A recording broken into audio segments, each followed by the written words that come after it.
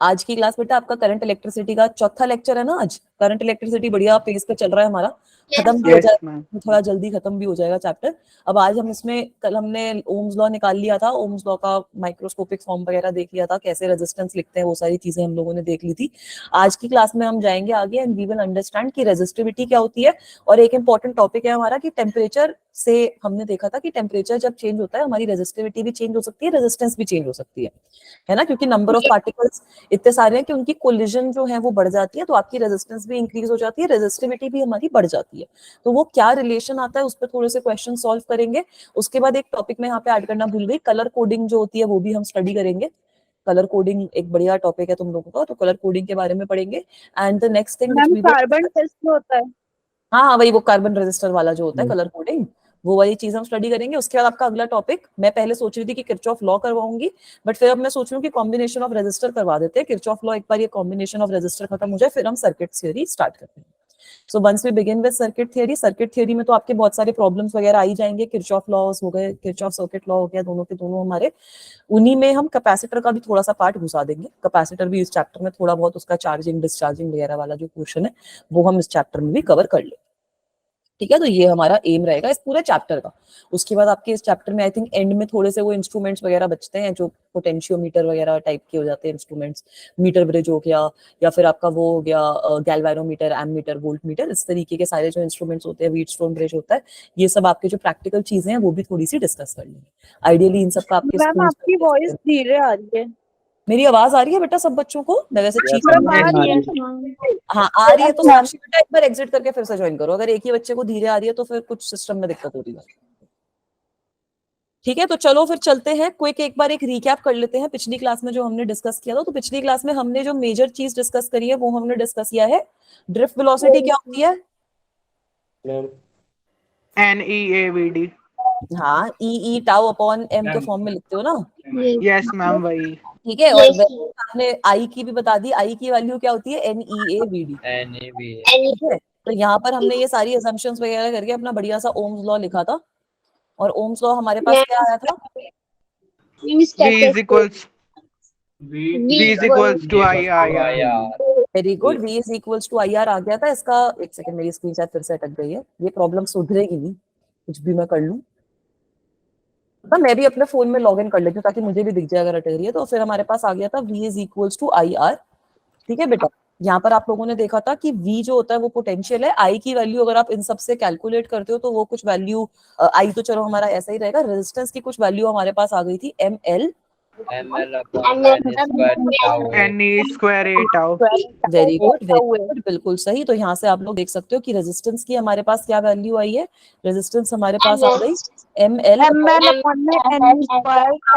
Tau multiplied by area. You can write this as rho L by A as well, जहाँ पे रो आपका resistivity होता है। और आप लोगों को पता है कि कंडक्टिविटी और कंडक्टेंस भी हम लोग लिख सकते हैं। कंडक्टिविटी क्या हो जाती है हमारी? 1/ρ। कंडक्टिविटी होती है 1/ρ। तो रेजिस्टिविटी बात कर रही है कि मटेरियल की प्रॉपर्टी क्या है, इलेक्ट्रिक करंट की जो मतलब बेसिकली फ्लो है उसको रेजिस्ट करने की। कंडक्टिविटी बात करिए कि किस तरीके से वो कंडक्ट करेगा। तो कंडक्टिविटी और रेजिस्टिविटी एक दूसरे से बिल्कुल उल्टे हो जाते हैं। और कंडक्टेंस भी आप लोग लिख सकते हो, कंडक्टेंस हो जाती है 1/r। ठीक है, वेरी गुड। इसको हमने देख लिया था कि ओम्स लॉ को हम माइक्रोस्कोपिक फॉर्म में भी कैसे लिखते हैं, हम उसको करंट डेंसिटी के फॉर्म में लिख देते हैं। Current density is equals to sigma E into C sigma। sigma, very good, where E is your electric field, sigma is your sigma is your conductivity। ठीक है, तो ये होता है हमारा Ohm's law in microscopic form. तो उस पे फिर हमने रेजिस्टेंस पे थोड़े बहुत इजी सवाल सॉल्व भी कर लिए थे। अब आज की क्लास में थोड़ा आगे बढ़ते हैं। आज की क्लास में रेजिस्टिविटी वाले टॉपिक को हम थोड़ा डिटेल में समझेंगे। तो अभी हम लोगों ने देखा है कि रेजिस्टेंस होती है आपकी रो L by A, और रेजिस्टेंस की एक कॉम्प्लिकेटेड सी हम लोगों ने वैल्यू भी लिखी है, क्या थी? ML upon NE square, ML upon NE square tau multiplied bye A। तो यहाँ से आप लोग बहुत क्लियरली ये चीज देख सकते हो कि रेजिस्टिविटी हमारी कितनी होती है? M upon NE square tau. Right, very good. तो यहाँ पर हमने देखा था कि ये m जो होता है that is mass of the electron, E is your charge of the electron, तो ये तो कांस्टेंट है। बट यहाँ पर हमारा नंबर डेंसिटी और रिलैक्सेशन टाइम वाली जो टर्म्स हैं वो डिपेंड करती हैं कि कौन सा मटेरियल भी आपने चूज किया है, एंड वो आपकी डिपेंड करती हैं कि आपका टेम्परेचर भी कितना है। ठीक है बेटा, तो basically this factor resistivity factor depends on, first it depends on the types of material, first it depends on the type of material कि आपने कौन सा टाइप ऑफ मटेरियल अपना चूज किया है। ठीक है, रिफ्रेश कर रही हूँ बच्चों, right. So it depends on the type of material which you have chosen, conductor लिया है, सेमीकंडक्टर लिया है, इंसुलेटर लिया है, क्या ले लिया है फाइनली। दूसरी किस पे डिपेंड करती है ये कि आपका टेम्परेचर क्या है। ठीक है, वेरी गुड, बिल्कुल सही बोल रहे हो, ये वाली जो चीज है ये हमारी टेम्परेचर पे भी डिपेंड करती है। तो अगर मैं आप लोगों लेंथ को पे भी तो डिपेंड करेगी बाहर। नहीं, कंडक्टिविटी, ये जो रेजिस्टिविटी है वो आपकी लेंथ और जो डायमेंशंस है मटेरियल की उस पर डिपेंड नहीं करती। मैम ठीक है, it is not dependent on the dimension. किससे? टेम्परेचर से ma'am, yes, it is directly, it comes out to be directly proportional to temperatures in the cases of conductor, जो भी हम देखेंगे अभी। मैम लेंथ पे भी और ठीक है? एरिया पे भी डिपेंड नहीं करती है। नहीं, रेजिस्टिविटी जो है वो लेंथ और एरिया पे डिपेंड नहीं करेगी बच्चा। रेजिस्टिविटी आपकी एक टाइप के मटेरियल के लिए कांस्टेंट होती है at a given temperature. Resistance आपकी डिपेंड करती है डायमेंशंस पे, लेंथ और एरिया पे। रेजिस्टिविटी डायमेंशंस पे डिपेंड नहीं करती। एरिया ऑफ क्रॉस सेक्शन पे। हाँ, रेजिस्टेंस करता है लेंथ पे भी डिपेंड करेगा, एरिया ऑफ क्रॉस सेक्शन पे भी डिपेंड करेगा। अगर मैं आपको दो कॉपर वायर दे रही हूँ जिनका एरिया अलग है और जिनका मतलब लेंथ अलग है, तो उन दोनों का रेजिस्टेंस अलग होएगा, बट रेजिस्टिविटी तो सेम ही होएगा ना कॉपर का at a given temperature. Resistivity में छोटे छोटे एरिया में से लेते हैं। रेजिस्टिविटी जो होता है वो आपका नहीं डिपेंड करता, मतलब एरिया और लेंथ पे डिपेंड नहीं करता। अब आपके तीन तरीके के मटेरियल होते हैं, ये भी आप लोगों ने पढ़ा हुआ है। Yes, ma'am. Very good, we have conductors, insulator, semiconductor very very good, बिल्कुल सही बोल रहे हो दीपक, हमारा अभी भी ऐसे बढ़िया ऐसे म्यूजिकल टोन में बोल रहा है। नहीं नहीं, बढ़िया है। और हमारे पास इंसुलेटर होते हैं, क्या डिफरेंस होता है तीनों में?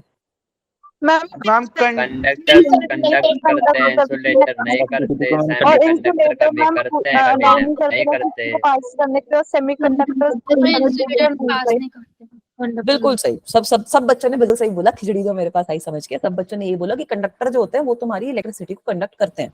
तो हम लोगों ने क्या देखा था कि कंडक्टर के केस में आपके बहुत सारे फ्री वैलेंस इलेक्ट्रॉन्स होते हैं, फ्री इलेक्ट्रॉन्स होते हैं जो कंडक्टर के अंदर वैसे ही प्रेजेंट होते हैं, है ना बेटा। तो जैसे ही आप कोई पोटेंशियल डिफरेंस वगैरह लगाओगे, मस्त वो इलेक्ट्रॉन्स जो है वो भागने लग जाएंगे। सेमीकंडक्टर्स के केस में क्या होता है कि नॉर्मल टेम्परेचर और प्रेशर कंडीशंस में उनके पास इतने कोई ऐसे फ्री इलेक्ट्रॉन्स वगैरह नहीं होते। अगर हम टेम्परेचर इंक्रीज करते हैं या फिर उनको थोड़ी सी एनर्जी देते हैं, तब ऐसा पॉसिबिलिटी है कि थोड़े से मेरे जो करंट कैरियर्स हैं वो प्रोड्यूस हो जाएंगे। इसीलिए उनको सेमीकंडक्टर्स कहा जाता है, क्योंकि वो कुछ कुछ सिचुएशंस में ही इलेक्ट्रिसिटी को कंडक्ट करते हैं। और उसके बाद इंसुलेटर्स की बात अगर करोगे तो इंसुलेटर्स के पास जो भी इलेक्ट्रॉन्स होते हैं वो सारे बाउंडेड होते हैं, तो वो एकदम फ्री नहीं हो पाते बहुत इजीली। तो उस केस में इलेक्ट्रिसिटी को कंडक्ट करना इजी नहीं होता। तो अगर मैं एक तरीके से देखूं तो कंडक्टर्स की जो रेजिस्टिविटी की वैल्यू आती है वो इन सब तीनों में से सबसे कम होती है ना। Yes. क्योंकि यहाँ पे रेजिस्टिविटी कम होगी तभी तो ये अच्छे से कंडक्ट कर पा रहे हैं। तो इनकी resistivity is in the range of 10⁻⁻12 to 10⁻⁻6 ohm metre. अगर आप सेमीकंडक्टर की बात करते हो तो सेमीकंडक्टर की रेजिस्टिविटी कंडक्टर से थोड़ी ज्यादा होती है। तो सेमीकंडक्टर्स की रेजिस्टिविटी का अगर आप ऑर्डर ऑफ मैग्नीट्यूड की बात करोगे तो 10⁻⁻5 से लेकर 10⁻5 ओम मीटर तक रहती है इसकी रेजिस्टिविटी सेमीकंडक्टर की। और इंसुलेटर की रेजिस्टिविटी सबसे ज्यादा होती है, इंसुलेटर का सबसे ज्यादा रेजिस्टिविटी होती है उस सिचुएशन में। तो आपकी इस केस में रेजिस्टिविटी होती है 10⁻5 से लेकर 10⁻16 ओम मीटर तक। सही है। तो कोई भी अगर आप रेंज देखोगे तो यूजुअली आपकी सेमीकंडक्टर्स, कंडक्टर्स और इंसुलेटर्स की यही रेंज रहती है। अब आप लोगों को ये भी पता है कि जो रेजिस्टिविटी होती है it is inversely proportional to conductivity, है ना। It is inversely proportional to conductivity. तो आप ये चीज देख सकते हो कि जिसकी ज्यादा रेजिस्टिविटी होगी उसकी कंडक्टिविटी कम होगी, है ना। तो यहाँ से हम देख सकते हैं कि ऑर्डर ऑफ कंडक्टिविटी हमारा क्या आ जाएगा। अगर मैं कंडक्टिविटी का ऑर्डर सेट करूं तो कंडक्टिविटी हमारी कंडक्टर्स के केस में सबसे ज्यादा होएगी, फिर सेमीकंडक्टर्स आएंगे, उसके बाद हमारे इंसुलेटर्स आएंगे। ठीक है, एक सेकंड, screen pause है। मैम मेरे को समझ में आ गया। मैं तभी ना सेकंड पॉज होके थोड़ा सा आगे पीछे कर लेती हूँ। कौन नहीं बोलने दे रहा? लड़ो वड़ो मत यार तुम बच्चे यार, ऐसे कोई लड़ने पड़ने की जरूरत नहीं है क्लास के अंदर, बाद में लड़ लेना स्कूल जाके जब भी तुम सेम स्कूल में मिलो। हाँ कोई नहीं। ऑर्डर ऑफ कंडक्टिविटी हम लोगों ने देखा कि कंडक्टिविटी के केस में आपका कंडक्टर्स की सबसे हाईएस्ट कंडक्टिविटी होती है, उसमें इलेक्ट्रॉन्स भी तो यार ज्यादा है तो वो कंडक्ट करेगा ही ऑब्वियसली। फिर आपकी सेमीकंडक्टर्स की आती है बारी, insulator, and then very good we have finally insulator. ठीक है, सिंपल सी चीज है, अपनी अच्छे से समझ लो। अब आ जाओ टेम्परेचर डिपेंडेंस पे। ये वाली चीज में तो किसी को कोई दिक्कत नहीं है? No, ma'am. Very good. So now we will start talking about temperature dependence. Now the next thing which we will talk about is temperature dependence. तो बेटा टेम्परेचर डिपेंडेंस में ना, let me cover two sorts of materials. I will try to cover आपके conductors और आपके जो ये होते हैं सेमी कंडक्टर वाले जो मटेरियल होते हैं, उनको थोड़ा सा कवर करने की कोशिश करते हैं कि उन वाले केसेस में क्या हो रहा है। तो अगर मैं सबसे पहले कंडक्टर के बारे में बात कर रही हूँ, अगर हम कंडक्टर के बारे में बात कर रहे हैं, तो कंडक्टर के केस में होता क्या है ये चीज समझो। कंडक्टर के केस में आपका मास ऑफ इलेक्ट्रॉन कांस्टेंट है। हमने रेजिस्टिविटी Yes, का ma'am. एक्सप्रेशन क्या लिखा है? रेजिस्टिविटी का हमने एक्सप्रेशन क्या लिखा है? m अपॉन ठीक है बेटा। तो कंडक्टर के केस में हमारा mass of an electron constant है, charge of an electron constant है। कंडक्टर के केस में मेरे जो नंबर डेंसिटी होती है वो भी कांस्टेंट रहती है। ठीक है, हमारी जो नंबर डेंसिटी रहती है वो भी कांस्टेंट रहती है। तो कंडक्टर के केस में resistivity is basically becoming inversely proportional to relaxation time. Resistivity आपकी रिलैक्सेशन टाइम के प्रोपोर्शनल रहती है, इनवर्सली प्रोपोर्शनल रहती है। अब होता क्या है कि जैसे जैसे आप कंडक्टर का टेम्परेचर बढ़ाओगे, क्या होगा? थर्मल एनर्जी बढ़ेगी। Yes, ma'am. Very good. As temperature increases thermal energy of electron also increases. अगर कुछ ऐसा कोई क्वेश्चन पूछे तो थोड़ा सा पॉइंटर्स होने चाहिए। Thermal energy of electrons also increases. तो भाई अगर थर्मल एनर्जी बढ़ेगी तो उसकी वजह से उनका जो रैंडमनेस है वो बढ़ जाएगा ना, Yes, है ना? Yes, ma'am. सो रैंडमनेस बढ़ जाती है। रैंडमनेस बढ़ने का क्या मतलब है कि नंबर ऑफ कोलिजन्स भी बढ़ रहे हैं। सो रैंडमनेस इंक्रीजेस।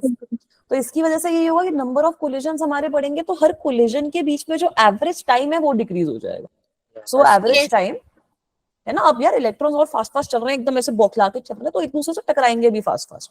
तो जो एवरेज रिलैक्सेशन टाइम है हमारा, या फिर average time between successive collisions, average time between successive collisions will decrease. Between successive collisions decreases.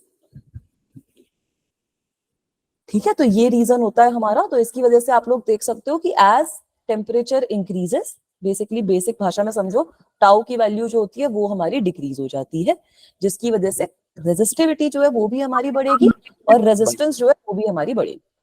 सही है ये चीज? Yes, ma'am. ठीक है बेटा, ये वाली चीज क्लियर है? Yes. इसका अगर आप लोग ग्राफ भी देखोगे ना, तो ग्राफ हम वैसे बाद में और डिटेल में स्टडी करेंगे, बट कंडक्टर्स के केस में जो रेजिस्टिविटी होती है वो आपकी टेम्परेचर के साथ लीनियरली बढ़ती है। कुछ इस तरीके से बढ़ती है हमारी कंडक्टर्स के साथ जो रेजिस्टिविटी रहती है in the case of conductors. We will try to understand that later as well. Ma'am ये एब्सोल्यूट जीरो पे भी रेजिस्टिविटी की कुछ वैल्यू है? यार एब्सोल्यूट जीरो है तो फिक्शनल कॉन्सेप्ट ही ना आइडियली, बट उस सिचुएशन में आई थिंक रेजिस्टिविटी हमारी सबसे मिनिमम वैल्यू आएगी जो भी आएगी। मैम जीरो नहीं आएगी? एब्सोल्यूट जीरो में क्या होगा? हमारे जो सारे पार्टिकल्स हैं वो एक तरीके से पूरे रेस्ट पे आ गए, तो जीरो भी आ सकती है, अप्रोचिंग टू जीरो बोल लो। ओके मैम, ठीक है। ठीक है, हम अप्रोचिंग ही तो बोल सकते हैं हर सिचुएशन में। Yes ma'am. लिमिट ठीक है, मतलब it limits to zero. Pure metal अगर हमारे पास है, सब कुछ प्योर है, तो बिल्कुल it will limit to zero. ठीक है, तो ये वाला ग्राफ भी हम लोग चलो बाद में और डिटेल में स्टडी कर लेंगे। ये कंडक्टर का ग्राफ आता है हमारे पास, लीनियर रिलेशनशिप कुछ आ जाता है। आगे अब बात कर लेते हैं टेम्परेचर डिपेंडेंस फॉर सेमीकंडक्टर्स। अब यार मेरे को ना हेडिंग डाल देनी चाहिए थी temperature dependence of resistivity, but ठीक है, कुछ नहीं होता, मिस हो गया। अब बात कर लेते हैं सेमीकंडक्टर की। तो सेमीकंडक्टर के केस में क्या होता है ये मुझे कोई बताएगा? सेमीकंडक्टर और कंडक्टर में डिफरेंस क्या है? मैम सेमीकंडक्टर में नेगेटिव चार्ज की वजह से भी करंट होता है और होल्स की वजह से भी होता है। ठीक है, ठीक है, वो तो चलो डोपिंग वगैरह वाली चीजें आ गई। हम सेमीकंडक्टर्स में वो इलेक्ट्रॉन ज्यादा टाइटली बाउंड होते हैं अपने एटम से, ठीक है, इसलिए वो मूव नहीं कर पाते अच्छे से। कम ठीक फ्री है। इलेक्ट्रॉन होते हैं। ठीक है, चलो सब बच्चों ने एकदम सही चीज बोली। सेमीकंडक्टर में ना देखो, पता है सेमीकंडक्टर में होता क्या है कि आपके ये जो नंबर डेंसिटी है वो कुछ फिक्स्ड नहीं होती। जैसे जैसे आपका टेम्परेचर चेंज होता है वैसे वैसे आपकी जो नंबर डेंसिटी है ना वो भी चेंज हो सकती है। इसका मतलब क्या है? ये जो रो का हमने एक्सप्रेशन लिखा है, रो का हम लोगों ने क्या एक्सप्रेशन लिखा था? m upon right. अब यहाँ पर हमारा वेरी गुड। अब यहाँ पर हमारा मास और चार्ज ऑन इलेक्ट्रॉन तो कांस्टेंट है सेमीकंडक्टर के केस में, बट यहाँ पर नंबर डेंसिटी भी आप लोगों की चेंज हो सकती है और टाउ की वैल्यू भी आप लोगों की चेंज हो सकती है। ये डिफरेंस होता है सेमीकंडक्टर और कंडक्टर के केस में। कंडक्टर के केस में जो आपके इलेक्ट्रॉन्स हैं which are responsible for the electric current, they are fix, the number is fix, उससे ज्यादा इलेक्ट्रॉन नहीं बनेंगे। सेमीकंडक्टर के केस में क्या होता है कि टेम्परेचर जैसे आपका बढ़ता है, ये जो n की वैल्यू है वो भी आप लोगों की बढ़ती है। सही है? Yes ma'am. Yes, ठीक है बेटा। तो अब यहाँ पर एक तरीके से क्या हो रहा है कि जब आपका टेम्परेचर बढ़ेगा, जब आपका टेम्परेचर बढ़ेगा, as temperature increases, number of electrons बढ़ जाएंगे, क्योंकि ज्यादा Yes, इलेक्ट्रॉन्स को थोड़ी सी एनर्जी मिल जाएगी कि वो जो बाउंड है वो वहां से बाहर निकल पाए, है ना। ज्यादा इलेक्ट्रॉन्स को एनर्जी मिल जाएगी उतनी कि वो अपने बाउंड है, वो अपने ऐसे कवर होके बैठे हुए हैं वैलेंस शेल के अंदर, अब वो बाहर निकल जाए, भाग जाए, तो उनको एनर्जी मिल जाएगी, तो नंबर ऑफ इलेक्ट्रॉन्स हमारे इंक्रीज हो जाएंगे, तो नंबर डेंसिटी आप लोगों की इंक्रीज हो जाती है। Since the number of electrons are increasing, since the number of charge carriers are increasing, that is why n की वैल्यू भी हमारी इंक्रीज हो जाएगी। वो होल्स या फिर इलेक्ट्रॉन से मैटर नहीं करता, कोई भी हमारा चार्ज कैरियर अगर वो इंक्रीज कर रहा है तो n की वैल्यू हमारी ऑटोमेटिकली इंक्रीज हो जाएगी। जो अभी कंडक्टर के केस में हुआ था वो सेम चीज ही होगी यहाँ पर, कि जब आपका टेम्परेचर बढ़ेगा तो टाउ की वैल्यू फिर से कमी होगी। एज टेम्परेचर इंक्रीजेस, जो हमारी टाउ की वैल्यू है वो हमारी डिक्रीज ही होती है। इस सिचुएशन में भी यहाँ पर भी हमारी जो टाउ की वैल्यू है वो डिक्रीज ही होगी। तो बेसिकली अब हो क्या रहा है कि नंबर डेंसिटी हमारी इंक्रीज कर रही है, टाउ लेकिन हमारा डिक्रीज कर रहा है। ठीक है, इधर हमारा इंक्रीज ऑफ एन जो होता है, जो ये इंक्रीज ऑफ नंबर डेंसिटी वाली टर्म है वो डोमिनेटिंग होती है। इंक्रीज ऑफ नंबर वाली जो टर्म होती है दैट इज डोमिनेटिंग। तो इसका मतलब क्या है कि रेजिस्टिविटी जो है वो हमारी डिक्रीज करती है एज डिक्रीज होगी। रेजिस्टिविटी हमारी, वेरी गुड, रेजिस्टिविटी जो होगी that will start decreasing as the temperature increases. तो अगर इसका भी आप लोग ग्राफ प्लॉट करते हो तो सेमीकंडक्टर के केस में कुछ इस तरीके का हमारे पास ग्राफ आता है, इसका ऐसे डिक्रीजिंग ग्राफ आता है। नेगेटिव मैम स्क्रीन पॉज हो गई। स्क्रीन पॉज हो गई तभी बच्चे बोल रहे हैं ग्राफ नहीं दिख रहा क्या। एक सेकंड बच्चा, अब आ गया। Yes ma'am. रेजिस्टिविटी का टेम्परेचर के साथ आपका डिक्रीजिंग ग्राफ आ रहा है इस सिचुएशन में। सही है, ये वाली चीज क्लियर है सबको? Yes, ठीक है। उसके बाद आपके ये एलॉयज वगैरह भी बनाए जाते हैं, तो एलॉयज कुछ इस तरीके से बनाए जाते हैं, कुछ कुछ एलॉयज के केस में टेम्परेचर का फर्क ही नहीं पड़ता। ठीक है, एलॉयज कभी कभी आपके ऐसी सिचुएशन में बनाए जाते हैं कि अगर मैंने ऐसे अलग अलग मटेरियल्स का मिक्सचर बना दिया तो वो एलॉयज के केस में हमारा जो कंडक्टर होगा वो टेम्परेचर है उसकी रेजिस्टेंस इतनी चेंज नहीं होती। तभी कभी काफी बार आपके जो एलॉयज है वो बहुत पॉपुलरली यूज भी करे जाते हैं। नियरली कांस्टेंट आ जाएगी मैम। हाँ, उसके केस में एलॉयज के केस में the value comes out to be nearly constant of resistivity with temperature. बहुत बाद में जाकर इंक्रीज होती है, वैसे नियरली कांस्टेंट आती है। मैम सही एक बार है? कंडक्टर्स वाला ग्राफ दिखा दो। कौन सा वाला ग्राफ? अभी तो रेजिस्टिविटी का ही बनाया है। मैम वही कह रहा हूँ, कंडक्टर्स वाला रेजिस्टिविटी का ग्राफ। वो भी बना देंगे बाद में, अभी पहले उसका टेम्परेचर डिपेंडेंस जो है वो देख लो। अच्छा, कंडक्टर्स वाला रेजिस्टिविटी का ग्राफ, मुझे कंडक्टेंस का ग्राफ चाहिए तुम्हें। ये देख लो, दिख गया? मैम हो गया। ठीक है, ये ऐसे स्ट्रेट है, कुछ कुछ बुक्स में इसको ऐसे भी दिखाते हैं, तो उसके भी दोनों के डिफरेंस जो है वो मैं आप लोगों को भी बता देती हूँ। यहाँ तक चीज समझ में आई कि हो क्या रहा है, मतलब थियोरी वाला पोर्शन। Yes ma'am. ठीक है, तो अब इसको थोड़ा सा डिराइव कर लेते हैं। अब इसको डिराइव कर लेते हैं, टेम्परेचर डिपेंडेंस को डिराइव कर लेते हैं रेजिस्टिविटी के लिए भी और रेजिस्टेंस के लिए भी। ये थोड़ी इंपॉर्टेंट है तुम्हारी derivation. So now we will talk about temperature dependence की जो डेरिवेशन आती है वो। मैं बोलती रही हूँ, मुझे हेडिंग डाल देनी चाहिए थी यहाँ पर, टेम्परेचर डिपेंडेंस ऑफ रेजिस्टिविटी। तो अब लेट मी से कि आपके पास कोई रेजिस्टर था, थोड़ी सी थियोरेटिकल तरीके से लिखवा देती हूँ ताकि अगर डेरिवेशन आए तो उसको भी कर लो। तो लेट मी से कि आपके पास कोई रेजिस्टर है जिसकी इनिशियल रेजिस्टिविटी है rho I, initial resistivity of the conductor. Conductor के बारे में बात कर रहे हैं। Initial resistivity of conductor you are having as rho I. उसके बाद आपने इसका कुछ टेम्परेचर इंक्रीज किया, इसका इनिशियल टेम्परेचर T1 था, फाइनली इसको कुछ T2 टेम्परेचर पे ले गए। Initial temperature of conductor, initial temperature of conductor था हमारा कुछ T1। इनिशियल टेम्परेचर हमारा कुछ T1 के बराबर था। अब क्या हुआ है कि आपने टेम्परेचर को इंक्रीज कर दिया है by some amount delta T।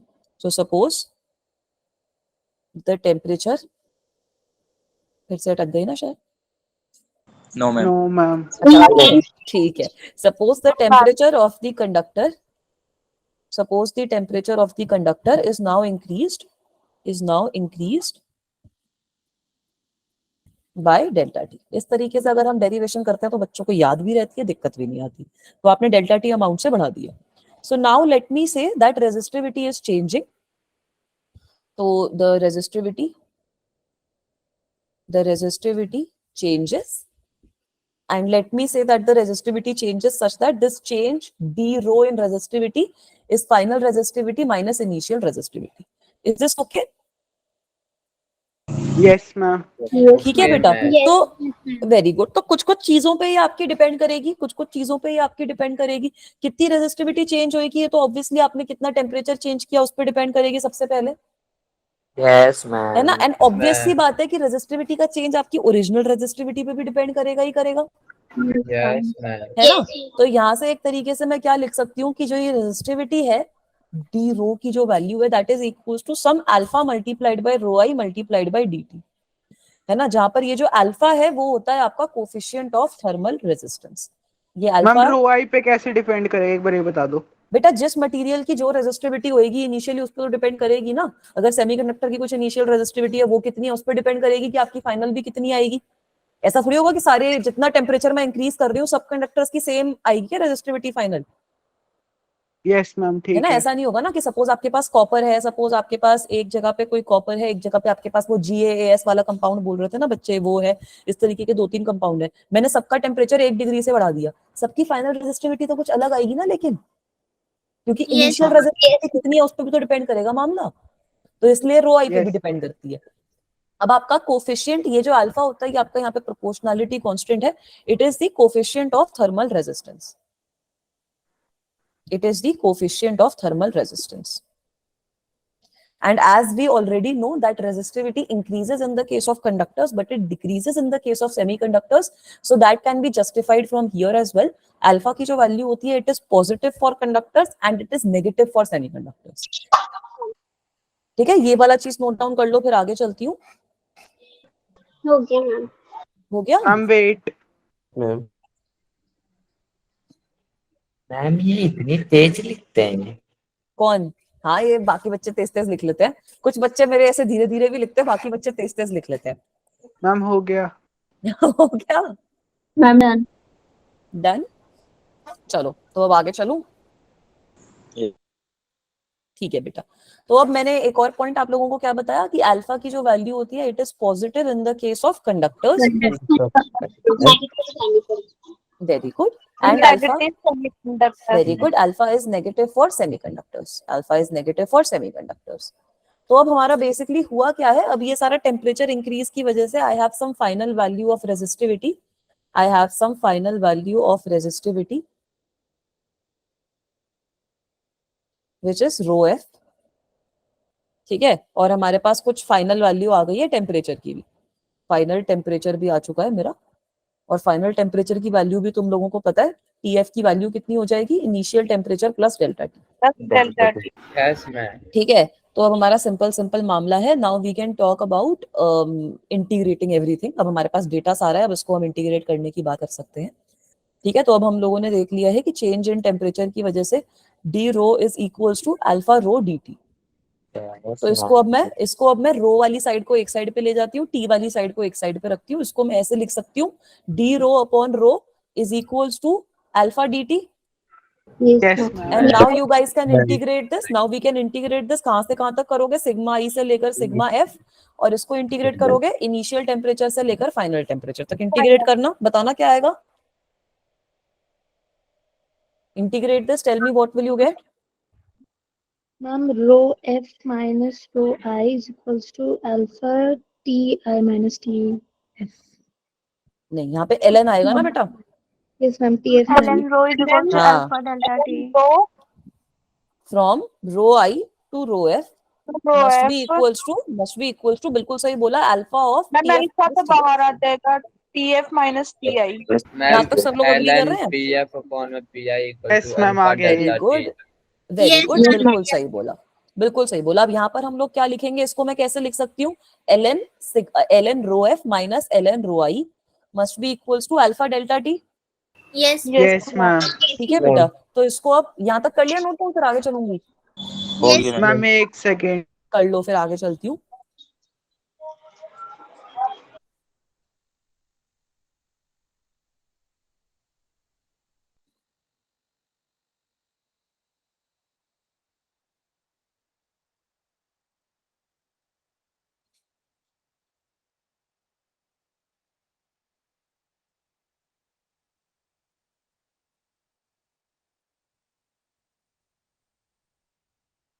Ma'am हो गया।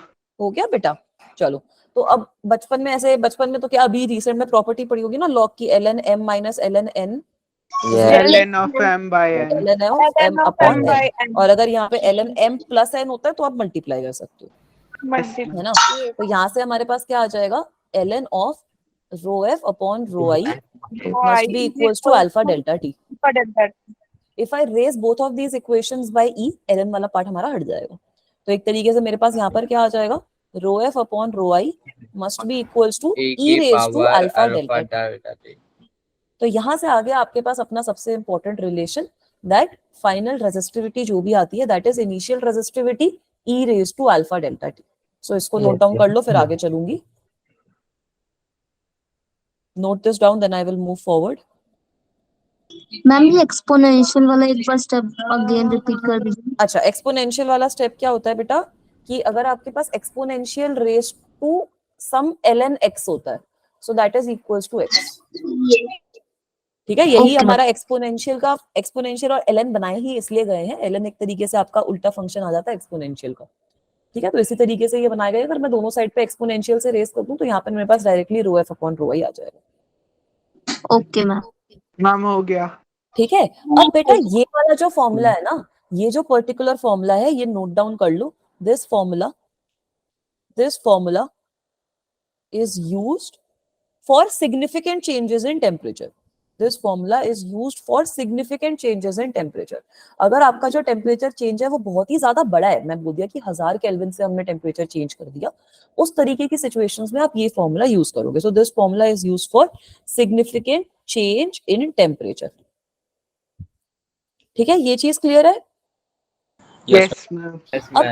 अब आइडियली आपकी नॉर्मल कंडीशंस के अंदर क्या होता है, if you are talking about normal conditions, then alpha की जो वैल्यू होती है, अल्फा की वैल्यू इज लाइक अल्फा का जो नॉर्मल रेंज रहता है दैट इज बिटवीन 10⁻² to 10⁻3।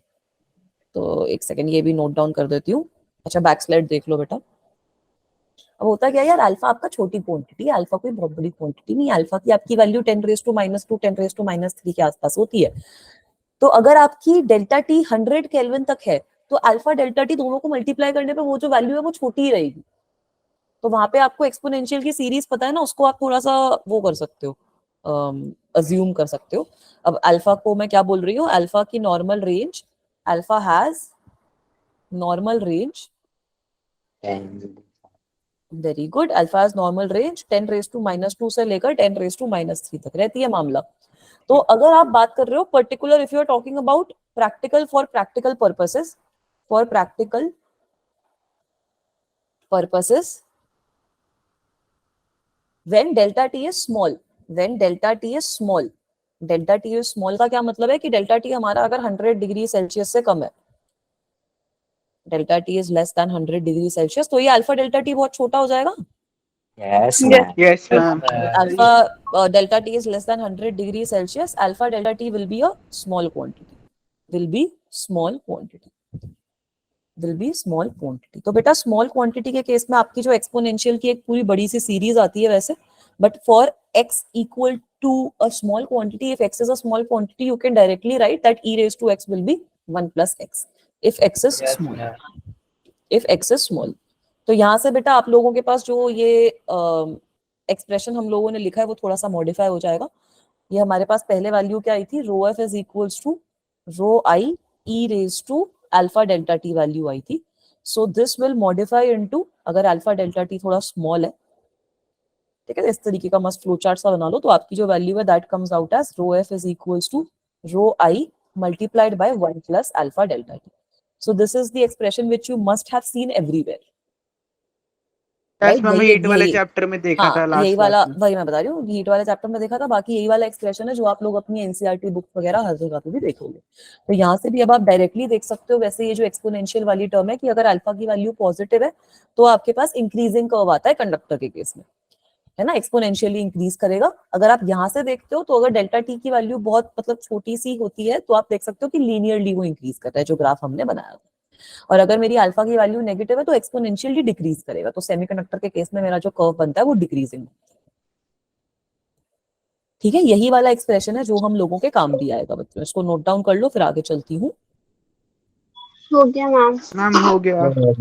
ठीक है, तो अगर आपका मेजरली क्वेश्चन आता है ना तो वो इसी पार्ट से आता है। अगर आपका क्वेश्चन आता है तो वो इसी पार्ट से आता है।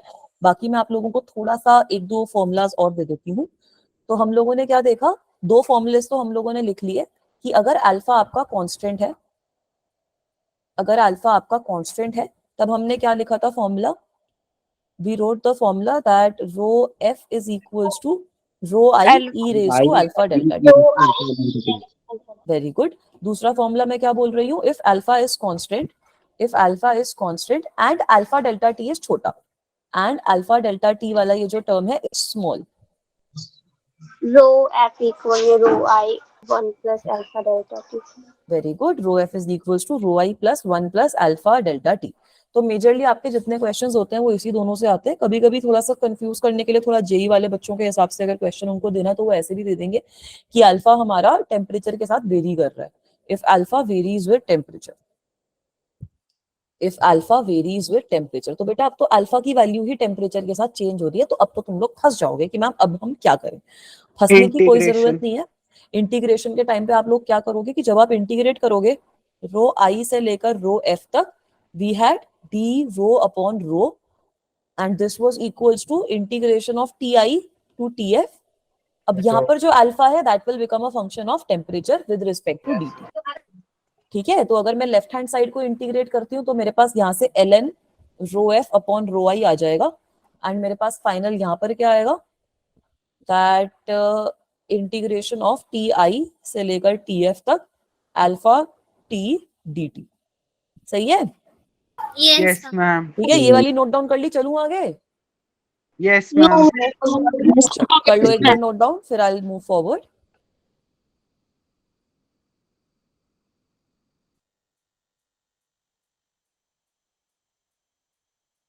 ठीक है, नोट डाउन कर लो, फिर आई विल मूव फॉरवर्ड।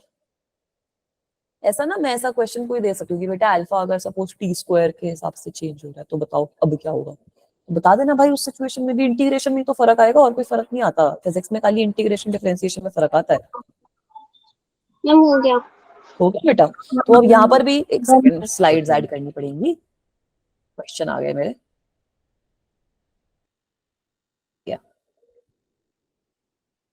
अगर अब यहाँ पर भी मैं एक्सपोनेंशियल ले लूंगी ना दोनों साइड पे तो मेरे पास कुछ इस तरीके से फॉर्मूला आ जाएगा, that rho F will be equals to rho I E raise to, अब यहाँ पर मेरे पास इंटीग्रल आएगा, integral of T I to T F alpha T D T.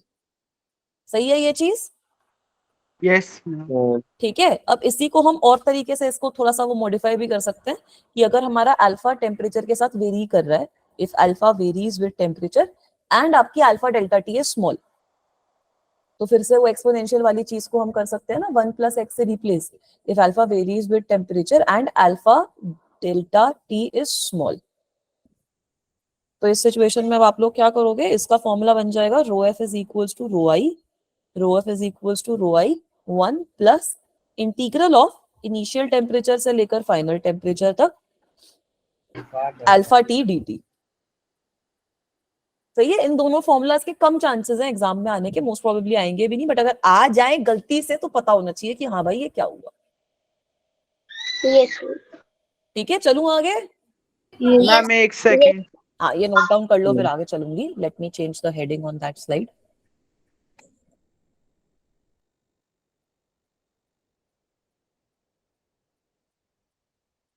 मेरे को लग रहा है आज कॉम्बिनेशन वाली चीज शायद स्टार्ट ना कर पाए। मतलब लगता है ये तो 15 मिनट का टॉपिक है, हो जाएगा, बट ठीक है, टेम्परेचर डिपेंडेंस टेक्स टाइम।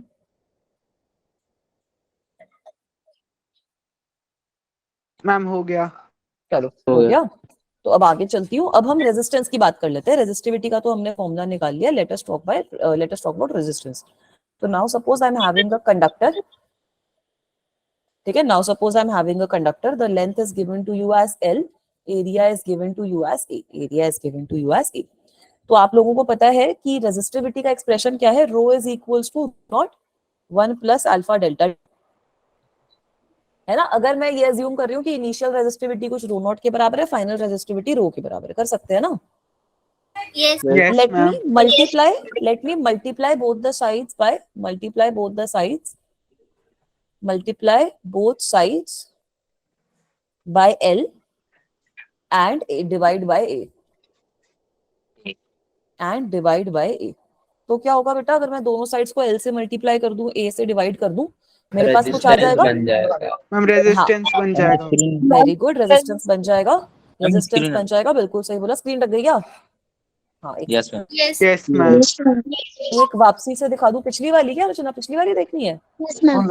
ठीक है, देख लो बेटा, कोई दिक्कत नहीं है, ये लो नोट डाउन कर लो, फिर आगे चलती हूँ। हो गया मैम। ठीक है, तो बेटा अब यहाँ पर अगर हम दोनों साइड को मल्टीप्लाई कर देंगे तो हमारे पास आ जाएगा rho L upon A must be equals to rho not L upon A multiplied by 1 plus alpha delta T. Yes ma'am. तो आ गया ना, यहाँ से रेजिस्टेंस का ही तो रिलेशनशिप है ये। तो Yes. यहाँ पर रेजिस्टेंस कितनी आ गई, जो आपकी इनिशियल रेजिस्टेंस थी multiplied by 1 plus alpha delta T. So this is the expression which you have for resistance. तो वही सेम एक्सप्रेशन रेजिस्टेंस का भी आपके पास रहता है। तो आप देख सकते हो कि कंडक्टर्स के केस में वही होगा कि रेजिस्टेंस हमारी बढ़ेगी और इसी तरीके से बढ़ती है। सेमीकंडक्टर के केस में रेजिस्टेंस हमारी कम हो जाती है। मैम मैम लेकिन टेम्परेचर चेंज होने के साथ हमारी लेंथ और एरिया सेम थोड़ी राइट, रहेंगे। आपने बिल्कुल सही बोला, टेम्परेचर चेंज होने से तुम्हारा लेंथ और एरिया भी चेंज होता है, बट रेजिस्टेंस का जो चेंज होता है वो करता है डोमिनेट। ठीक है, तो जितना हमारा लेंथ का चेंज होता है, जितना हमारा एरिया का चेंज होता है, वो बहुत नेग्लिजिबल होता है as compare to the change of resistance. तो हम अज्यूम कर सकते हैं कि ये दोनों सेम ही है। यहाँ पर तो वैसे ही टेम्परेचर चेंज ही हम बहुत छोटा अज्यूम कर रहे हैं ना, जब ये वाला फॉर्मूला लगाया है तो, Yes, ma'am. दोनों साइड Yes, ब्लॉक ma'am. लगा दो।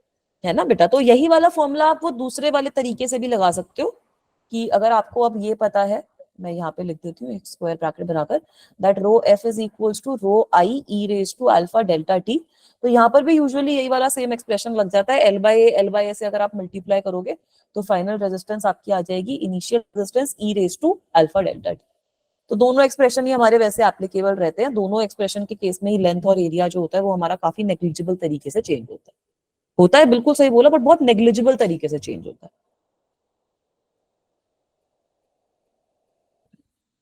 हो गया मैम। चीज देखोगे भी कि ये तो हमारा this is the coefficient of thermal resistance. Thermal resistance है, थर्मल रेजिस्टिविटी बोलते हैं अल्फा। अगर आप अपना थर्मल एक्सपेंशन का कोफिशिएंट का वैल्यू कंपेयर करो, सपोज कॉपर के केस में देख लो, तो आप खुद ही ये चीज देख पाओगे कि थर्मल, मुझे वैल्यू याद नहीं है, बट थर्मल एक्सपेंशन का जो कोफिशिएंट होता है it is much much less than this particular coefficient. तो उस वाली चीज को हम निग्लेक्ट कर सकते हैं। ठीक है, चलो आगे। Yes ma'am. चलो Yes. आगे, तो ये क्वेश्चन सॉल्व करके दिखा दो एक बार। Try to solve this question, tell me what will be the answer. थोड़े से 4-5 क्वेश्चन सॉल्व करेंगे इस टॉपिक से, उसके बाद अगले टॉपिक पे चलेंगे।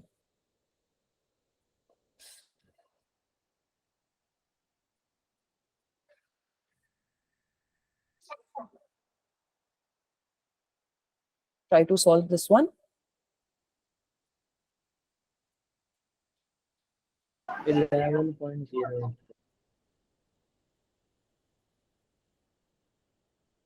Ma'am 10.8 ohm. Yes, that is the right answer. Good job. बाकी बच्चे बताओ 10.8 ओम आ रहा है तो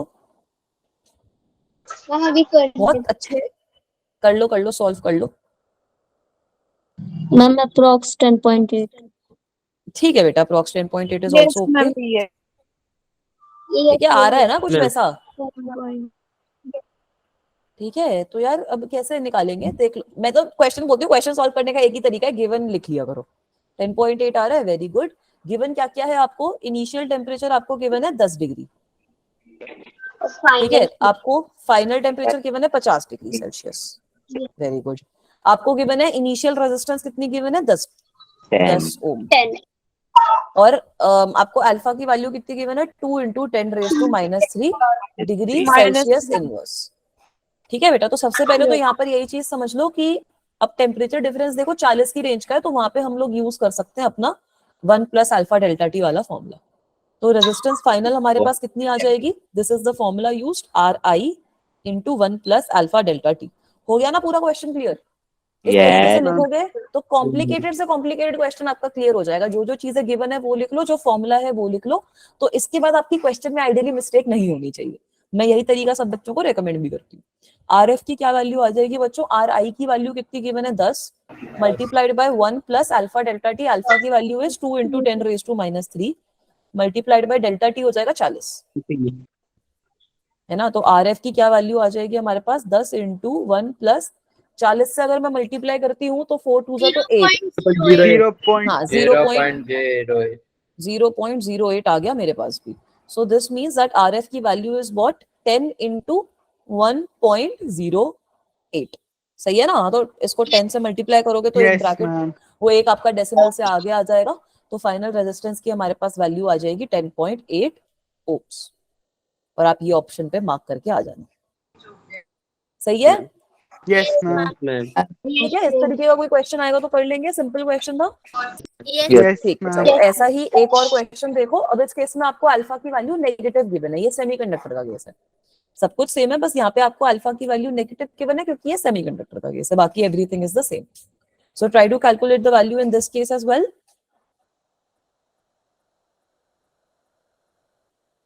ma'am 9.2 ohm. All right, 9.2 ohm, very good, you are absolutely right. बाकी बच्चे भी निकालने की कोशिश करो। Yes ma'am 9.2। ठीक है, वेरी गुड। पिछले का बिल्कुल सेम है, बस यहाँ पर नेगेटिव है। पिछला वाला जो एग्जैक्ट है ना, हाँ वेरी गुड, पिछला वाला एग्जैक्ट क्वेश्चन है ये, बस उसमें नेगेटिव, यहाँ पे नेगेटिव है, सेमीकंडक्टर के बारे में बात हो रही है, वहां पे आपके पास पॉजिटिव था, वहां पे आपकी कंडक्टर के बारे में बात हो रही है। ठीक है, give me a second, let me see, my screen is stuck I think. Very good, 9.2 सबका आ गया, तो आंसर तो सही निकाल दिया है तुम लोगों ने, गुड जॉब। ऐसे छोटे मोटे क्वेश्चन आएंगे ना तो रेजिस्टिविटी के टर्म में भी आएंगे, तो उसमें भी कर लेना। गिवन क्या क्या है? इनिशियल टेम्परेचर फिर से आपको 10 डिग्री सेल्सियस गिवन है, फाइनल टेम्परेचर आपको 50 डिग्री सेल्सियस गिवन है, इनिशियल रेजिस्टेंस आप लोगों को 10 ओम गिवन है। अल्फा की वैल्यू यहाँ पर अलग है, अल्फा की वैल्यू होगी -2 into 10 raise to -3 degree coulomb, sorry क्या कहते हैं इसको, डिग्री सेल्सियस। कितने दिनों से कूलम पढ़ रहे थे ना। Yes ma'am. हाँ, सेल्सियस इनवर्स। तो आर एफ की वैल्यू कितनी हो जाएगी? Are I into 1 plus alpha delta T. तो फिर से आप निकालोगे आर एफ की कितनी वैल्यू आ जाएगी? 10 into 1 minus 2 into 10 raise two multiplied by 40। ठीक है, तो अब ये देखो यहाँ पर ना, ऐसे अगर ये डिग्री केल्विन में, अगर केल्विन वगैरह का पंगा हो तो चेंज कर लेना, सेल्सियस से केल्विन में 273 का डिफरेंस होता है, आप चेंज कर सकते हो। कभी कभी ना कंफ्यूज, डिफरेंस सेम ही आएगा राइट, बट अगर आपको अल्फा की वैल्यू केल्विन में गिवन है और इसकी वैल्यू आपको सेल्सियस में गिवन है तो चेंज करना पड़ेगा ना। हाँ, डिफरेंस तो सेम ही आएगा, छोड़ो, नहीं सही बोल रहा है बच्चा, डिफरेंस तो सेम ही आएगा। एमसीक्यू में हाँ। ऑन ही देख नहीं, एमसीक्यू में कोई फायदा नहीं है, डिफरेंस तो सेम ही आना है वैसे भी। तो आपके पास आ जाएगा 1 माइनस 0.08, यार माइनस वगैरह करोगे ना तो 10 इंटू 0.92 आ जाना चाहिए, 0.92 है ना। 10 इंटू 0.92 आ जाएगा हमारे पास। तो आप देख सकते हो कि फाइनल आंसर हमारे पास कितना आएगा आर एफ का?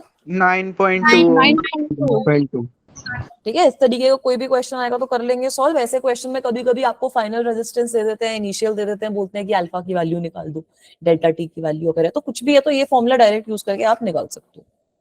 अब एक क्वेश्चन ऐसा भी देख लो कि यहाँ पर आपका जो अल्फा है that is varying with temperature. इस केस में क्या करेंगे ये बताओ। मैम इंटीग्रेशन करेंगे इसमें। इंटीग्रेशन करोगे इसमें, तो इंटीग्रेशन अब करने का क्या मतलब है? अब यहाँ पर भी आपको भाई कुछ इनिशियल टेम्परेचर गिवन है 0, है ना। यहाँ पर आपको गिवन है इनिशियल टेम्परेचर है 0 डिग्री सेल्सियस, फाइनल टेम्परेचर आप लोगों को गिवन है T डिग्री सेल्सियस, ठीक है। और आपका इनिशियल रेजिस्टेंस भी आप लोगों को गिवन है, इनिशियल रेजिस्टेंस आप लोगों को गिवन है R0, आपको अल्फा की वैल्यू गिवन है AT² प्लस BT3। आपको बताना है कि इस सिचुएशन में हमारी फाइनल रेजिस्टेंस क्या आएगी। So let us assume that the temperature difference is small, let temperature difference be small, let temperature difference be small. तो बेटा अभी हम लोगों ने फॉर्मूला लिखा था इसका, क्या फॉर्मूला लिखा था इस सिचुएशन में कि अगर मुझे वो रेजिस्टिविटी वाले जो फॉर्मूलाज हैं वो रेजिस्टेंस में भी सारे एप्लीकेबल हैं, तो कंफ्यूज नहीं होना है ना। रेजिस्टिविटी वाला सेम फॉर्मूला आपका यहाँ पे लग जाएगा। हमने कुछ ऐसा लिखा था ना, 1 plus integration from initial to final alpha T dt, तो निकल जाएगा ना यहाँ से आंसर। एक बार ये मैम बहुत इंटीग्रेट, बड़ा सा आंसर आ रहा है। हाँ बड़ा सा ही आएगा, 2-3 टर्म्स आएंगे। एक बार इंटीग्रेट करके मेरे को बताओ क्या आंसर आएगा इसका, इंटीग्रेशन वाला बताओ। आर नॉट अपॉन में 12 ब्रैकेट में 12 plus 4 eighty Q plus 3 BT 4 की बात। यस मैम यही आ रहा है मेरा वेरी गुड, यही आएगा, बिल्कुल सही बोला। कैसे आएगा, R F is equals to R not 1 plus, अब इंटीग्रेट किसको कहां तक करना है, इनिशियल टेम्परेचर 0 गिवन है, फाइनल आपको T गिवन है। अल्फा की वैल्यू कितनी है, AT square plus BT cube DT। तो यहाँ पे आप अपना वो पावर रूल लगा लो, बढ़िया। आपके पास क्या आ जाएगा, 1 प्लस AT स्क्वायर को इंटीग्रेट करोगे तो AT cube upon 80 cube by 3 3 आ जाएगा, प्लस B की power PT T 4 raise to upon 4 आ 4। जाएगी अपॉन 4। तो यार यहाँ पर अगर आप वो 0 और T की लिमिट्स भी लगा दोगे ना तो यही आपका फाइनल आंसर आएगा। Yes ma'am. Right? So this will be your final answer. This is your final answer. सही है? Yes ma'am. ठीक है, तो इस तरीके का भी कोई अजीबोगरीब क्वेश्चन आएगा तो कर लेंगे, कोई दिक्कत नहीं है। अब एक बार ये वाला, अरे मेरा एक और क्वेश्चन ही गायब हो गया, मैंने एक और क्वेश्चन डाल रखा था। चलो कुछ नहीं होता, वो क्वेश्चन नेक्स्ट क्लास में डिस्कस कर लेंगे फिर। मैम अब वैसे ही आगे बता चलो। दो। रुको फिर मैं ब्लैंक स्लाइड ऐड कर देती हूँ। अच्छा वो क्वेश्चन, वो तो मैंने सोचा था तुम्हें पोल क्वेश्चन दूंगी, या फिर give me a second, I add that question. तब तुम लोग थोड़ी पार्टी कर लो। यहाँ चलो, मैम ने 2 मिनट का ब्रेक दे दिया।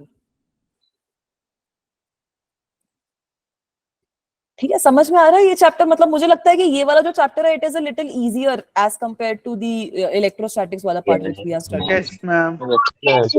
यस है ना। वो वाला इलेक्ट्रोस्टैटिक्स थोड़ा मुश्किल है। अभी धीरे धीरे जैसे जैसे आगे चलेंगे और चीजें इजी होती रहेंगी। मेरे को तो ऐसा लगता है 12th क्लास में तो खास कर तो लकी हो जाता है। 12th क्लास में बच्चे भी खुश हो जाते हैं कि हाँ चलो मैम मजे आ रहे हैं अब। मैम पता नहीं कुछ टीचर्स कहते हैं मैग्नेटिज्म वाला मुश्किल है और ऑप्टिक्स। थोड़ा सा मुश्किल है क्योंकि ना वो नया है। ऑप्टिक्स से ये है कि ऑप्टिक्स के कॉन्सेप्ट इजी है और उससे क्वेश्चन मुश्किल आता है, तो that is why it automatically becomes questions. Optics वाला जो पार्ट है उसका अच्छा है मामला उसका भी, और उससे क्वेश्चंस आपके डिफिकल्ट आते हैं। अब ये वाला क्वेश्चन देखो, हाँ उसमें उंगली बहुत घुमानी पड़ती है, दैट इज एक्चुअली ट्रू। दीपक ने जो बोला उसमें आपके सारे रूल्स जो होते हैं ना, वो Fleming's left hand rule, Fleming's right hand rule, सारे के सारे आपके वो उन्हीं से होते हैं। तो आपको अपना राइट हैंड लेफ्ट हैंड पूरा इन्वॉल्व रखना पड़ेगा। इसको सॉल्व करके बताओ क्या ऑप्शन आएगा। पोल बना रही हूँ, तुम लोग सॉल्व कर लो। हम क्वेश्चन नहीं दिख रहा। क्वेश्चन ही नहीं दिख रहा क्या?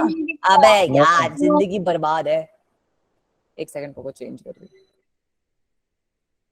अब आ गया? ठीक है, Yes, सॉल्व ma'am. करो। I am making a poll question of this. Everyone will try to solve this one. Don't answer on the chat box. Don't open your mics and answer. Let us see कि कैसा बच्चा, कितने बच्चे सही answer कर पाते हैं। तुम लोगों को भी रिजल्ट दिखा दूंगी फिर पोल का। So this is my question. Option 1 is right. Option 2 is right. कौन सा ऑप्शन सही लग रहा है देखो। इस तरीके के भी क्वेश्चंस एक्सपेक्ट कर सकते हो। अच्छा क्वेश्चन है ये। नीट वाले तो डेफिनेटली कर ही सकते हैं, जेई वाले भी थोड़ा बहुत कर ही लो यार, इतना मुश्किल आजकल जेई का पेपर रहा नहीं है। टूटने जैसी हालत हो गई है। हाँ वही वही वही वही है। वो वाली दिक्कत आएगी इसके अंदर। वो Fleming's right hand rule, left hand rule सारे लगाने में बहुत मेहनत लगती है। पता नहीं कहाँ कहाँ करंट भेज देते हैं। मेरे साथ तो अभी ना, जैसे मैं बच्चों को एक्सप्लेन ही कर रही थी, तो I was using my right hand thumb rule to explain. वो 11th वाले बच्चे थे ना, तो उनको वो समझा रहे थे वेक्टर प्रोडक्ट। तो भाई एक सिचुएशन में तो मेरा हाथ कुछ ऐसे हो गया था, मेरा हाथ कुछ ऐसे। मैंने बोला कि यार ये तो कैसे चलेगा काम, बट ठीक है। मैम पोल नहीं दिख रहा है मैम पोल रेस कर दो। लॉन्च नहीं करा, एक सेकंड लॉन्च करती हूँ। चलो कर दिया लॉन्च। अब सब बच्चे ऐसे आंसर कर दो। लॉन्च कर दिया है बच्चों। Everyone try to answer. Simple question है। मैम हो गया। मैम हो गया।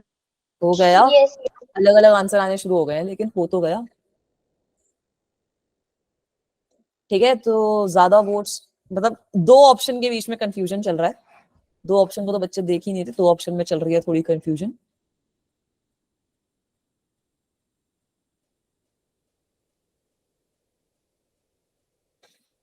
ठीक है, good job everyone. Let us see कि what is the right answer in this case now. तो यार अच्छा है क्वेश्चन, कोई दिक्कत वाली मामला है नहीं. आपको पता है कि टेम्परेचर कोफिशिएंट ऑफ रेजिस्टेंस आप लोगों को गिवन है. So again let me write given and to find. Given है आपको कि वायर का टेम्परेचर मतलब जो कोफिशिएंट है thermal coefficient that is given to you as 0.00125. हो गई. मैम स्क्रीन में चेक कर रही हूँ बेटा, रिफ्रेश कर रही हूँ. 1100 के तो यार एक बार चेक करो. Yes, ma'am. ठीक है, ये 0.00125 आपको पर डिग्री सेल्सियस गिवन है, मतलब डिग्री सेल्सियस इनवर्स आपको गिवन है. 300 केल्विन पे आपको बोला है its resistance is equals to, कितनी है resistance, 1 ohm. The temperature at which the resistance becomes 2 ohm is equals to what. So basically now what is given to you here is that यहाँ पर आपको बोल रखा है कि मेरी फाइनल रेजिस्टेंस जो है that is equals to 1 ohm at 300 kelvin. And जो ये फाइनल टेम्परेचर है वो भी आप लोगों को 300 केल्विन गिवन है. आप लोगों से पूछा क्या है कि फाइनल रेजिस्टेंस मेरी 2 ओम कब बनेगी. 2 ओम मेरी फाइनल रेजिस्टेंस कब बनेगी, वो वाला जो टेम्परेचर है वो आप लोगों को बताना है. Is this okay guys? Yes yes ma'am. ठीक है बच्चों, तो सबसे पहले तो ये 300 केल्विन को मैं चेंज कर लेती हूँ उसमें. मैम आपने दोनों जगह RF ही लिखा है. मैम RF वन तो लिखा R है. नीचे लो. RI आएगा लिखा है. ये लो, ऐसे कर दूं. Yes Yes, ma'am. टाइम लगा दिया मैंने. और ये वाला जो TF है इसकी वैल्यू मैं कितनी लिख सकती हूँ, डिग्री सेल्सियस में कितनी हो जाएगी, 27. 27. ठीक है, 27 डिग्री सेल्सियस हो गया ये. तो अब हम अपना आंसर बनाने के लिए रेडी हैं. आपको पता है कि फाइनल रेजिस्टेंस कितनी होती है, R0 into 1 plus alpha delta. ठीक है, तो लेट मी से कि मेरी जो रेफरेंस है वो मेरी 0 से है, मैं 0 से इसका टेम्परेचर इंक्रीज कर रही हूँ. तो मेरी RF की वैल्यू अब आ गई है 1 ohm. So 1 is equals to R0. R0 की वैल्यू हमें नहीं पता, let it be R0 only. 1 plus alpha की वैल्यू आप लोगों को पता है 0.00125 मल्टीप्लाइड बाय डेल्टा टी की वैल्यू यहाँ पे कितनी है, 27 डिवाइडेड. अब इसकी जगह पे अब जो दूसरी वाली इक्वेशन बनेगी, दूसरी वाली इक्वेशन क्या बन जाएगी कि जो दूसरा मेरे पास RF है that must be equals to R0 into 1 plus alpha delta T जो भी मेरे पास अलग है वो. ठीक है, तो लेट मी से कि उस केस में फाइनल टेम्परेचर कुछ x के बराबर है. तो यहाँ से मेरे पास क्या आ जाएगा, 2 must be equals to R0 into 1 plus 0.00125 multiplied by some x value. और ये x की वैल्यू आप लोगों को निकालनी है, यस मैम. है ना. तो कैसे निकालोगे, इन दोनों को डिवाइड कर देते हैं. इन दोनों को अगर डिवाइड करेंगे तो क्या आ जाएगा, 1/2 is equals to R0 cut जाएगा, 1 plus 0.00125 multiplied by 27 divided yes by ma'am. 1 plus 0.00125 multiplied by x. तो यहाँ से यार x की वैल्यू निकालनी है. मैम तो करेक्ट आंसर जो मेरा आया था वो 1127 ही आया था. ठीक है, मेरा जो करेक्ट आंसर आया था, तो that is option 4th in this case. Option 4th 1127 is the right answer for me. यहाँ से तो मैं डिग्री सेल्सियस में है. हाँ, तो उसको केल्विन में चेंज करोगे ना फिर. यहाँ से आपके पास डिग्री सेल्सियस में आएगी, फिर उसको केल्विन में चेंज भी तो करना पड़ेगा ना. 273 कर देना, उसमें ऐड चेंज हो जाएगी. डायरेक्ट फॉर्मूला था 1100 आ रहा है. एक सेकंड. यस मैम, मेरा भी 1100 ही आ रहा है. let me open up my calculator and let me try to do this only. तो यहाँ से आपके पास इक्वेशन क्या बन जाएगी बच्चों, अगर मैं नेक्स्ट स्लाइड पे चलती हूँ, इक्वेशन बन जाएगी 1 इंटू 1 प्लस है तो 1 एज इट इज रहने देते हैं. 1 प्लस ये 0.00125 multiplied by t. This must be equals to 2 into the entire thing. तो 2 प्लस, मैम जो पैकेट फॉर्मूला उसमें R0 लेकर नहीं कर सकते मतलब मैम, हाँ, मतलब तो उसमें आप R0 की वैल्यू निकाल लो, फिर प्लग इन कर दो, उससे भी आंसर आ जाएगा. बट वो लंबा पड़ेगा जितना मुझे पता है. नहीं मैम, ऐसे नहीं कर सकते. ऐसे हमने ओम लेकर R0 1 ओम कैसे लोगे. मैम ऐसे ले लेते हैं ना कि जैसे हमारे पास इनिशियली 1 ओम था, उसके बाद हमें फाइनली 2 ओम करना है, तो वैसे कर लेंगे ना. टेम्परेचर डिफरेंस डायरेक्टली x ले लेंगे. ठीक है, एक बार वो वाले तरीके से भी करके देखती हूँ कि आंसर क्या आ रहा है. मतलब ये वाला तरीका 1100 आ रहा था. मैम 1100 ही आएगा उससे. ठीक है, मतलब एक तरीके से. R0 की वैल्यू 2. बट यार यहाँ से तो मेरा 1127 आंसर आया था, तभी मैं एक बार वेरीफाई भी करके देख रही हूँ कि सही आ रहा है नहीं आ रहा. क्योंकि अगर मैं यहाँ से सब्ट्रैक्ट करती हूँ इसको, तो मेरा t की जो वैल्यू आई थी वो इस केस में मेरी वो आई थी अगर मैं सारी मल्टीप्लिकेशन वगैरह कर दूंगी ना, so the value of t in this case came out to be as that 1127. So if I'm doing this 0.00125 t, this must be equals as what 1 हो जाएगा, और ये 2 Yes. into 0.00125 मल्टीप्लाइड बाय 27 है हमारे पास। इसमें अगर मैं 1 ऐड कर दूंगी तो मैम मेरे स्क्रीन पास, पॉज हो गई। नहीं वो नहीं हुई मैम। मैं कैलकुलेशन कर रही थी, आ गई मैम, आ तो गई। यहाँ से अगर मैं t की वैल्यू निकाल रही हूँ तो मेरी t की वैल्यू आ रही है 1.0675 डिवाइडेड बाय, क्योंकि मैंने ना कैलकुलेटर से फटाफट कर दी थी, मैंने स्टेप्स नहीं लिखे थे तुम्हारे बीच में, 125, तो मेरी ये वैल्यू आ रही है t की 854 डिग्री सेल्सियस। इसी को अगर मैं केल्विन में लिखती हूँ तो 273 ऐड हो जाएगा, 1127 मेरी वैल्यू आ रही है। तो आइडियली वो वाला जो तरीका है, R0 की जगह मैम, R0 की जगह 1 ओम रख के तो मैम 1100 आ रही है। यस चलो एक मैम। बार अगर मैं वहां से भी कैलकुलेट करती हूँ तो तुम लोग क्या बोल रहे हो? Let me add a blank slide, let us try to do that calculation as well. फिर उसके अंदर जो डिस्क्रिपेंसी है वो थोड़ी चेक करनी पड़ेगी क्यों आ रही है। तो अब तुम लोग क्या बोल रहे हो कि आपको टेम्परेचर कोएफिशिएंट गिवन है, 300 केल्विन पे बोला है कि उसकी रेजिस्टेंस 1 ओम के बराबर है। आपसे पूछा है कि temperature at which the resistance become 2 ohms will be how much, right? This is what is asked ma'am of you. तो उसका डेल्टा टी निकाल लेंगे और हमें एक टेम्परेचर दे रखा है तो फिर उसे माइनस करके हम दूसरा वाला टेम्परेचर निकाल लेंगे।